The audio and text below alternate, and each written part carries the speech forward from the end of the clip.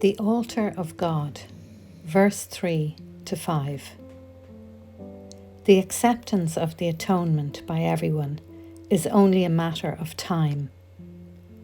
This may appear to contradict free will because of the inevitability of the final decision, but this is not so. You can temporize, and you are capable of enormous procrastination, but you cannot depart entirely from your Creator, who set the limits on your ability to miscreate. An imprisoned will engenders a situation which, in the extreme, becomes altogether intolerable. Tolerance for pain may be high, but it is not without limit. Eventually, everyone begins to recognize, however dimly, that there must be a better way. As this recognition becomes more firmly established, it becomes a turning point. This ultimately reawakens spiritual vision, simultaneously weakening the investment in physical sight. The alternating investment in the two levels of perception is usually experienced as conflict, which can become very acute. But the outcome is as certain as God. Spiritual vision literally cannot see error and merely looks for atonement. All solutions the physical eye seeks dissolve. Spiritual vision looks within and recognizes immediately that the altar has been defiled and needs to be repaired and protected. Perfectly aware of the right defense, it passes over all others, looking past error to truth. Because of the strength of its vision, it brings the mind into its service.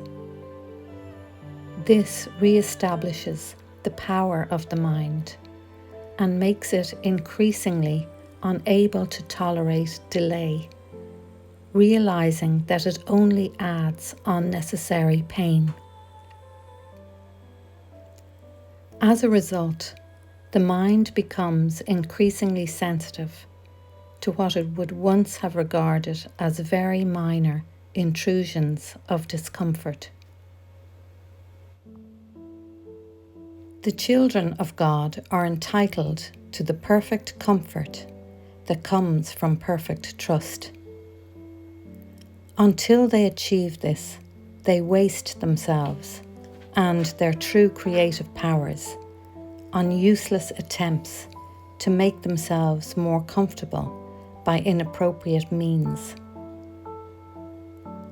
But the real means are already provided and do not involve any effort at all on their part.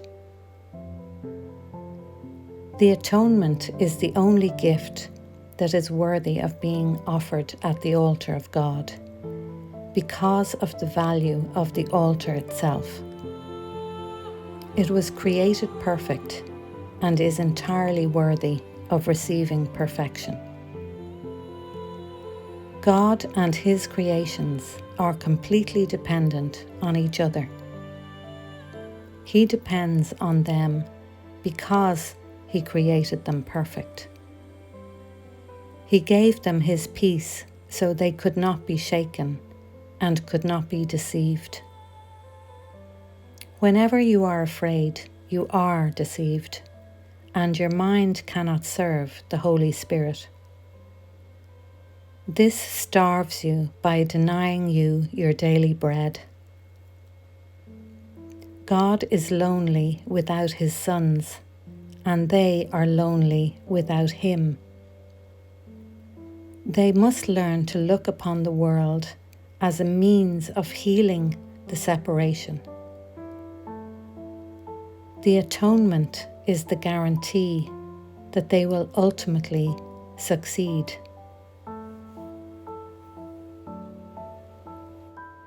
An explanation of the word atonement in A Course in Miracles. Atonement is the Holy Spirit's plan of correction to undo the ego and heal the belief in separation.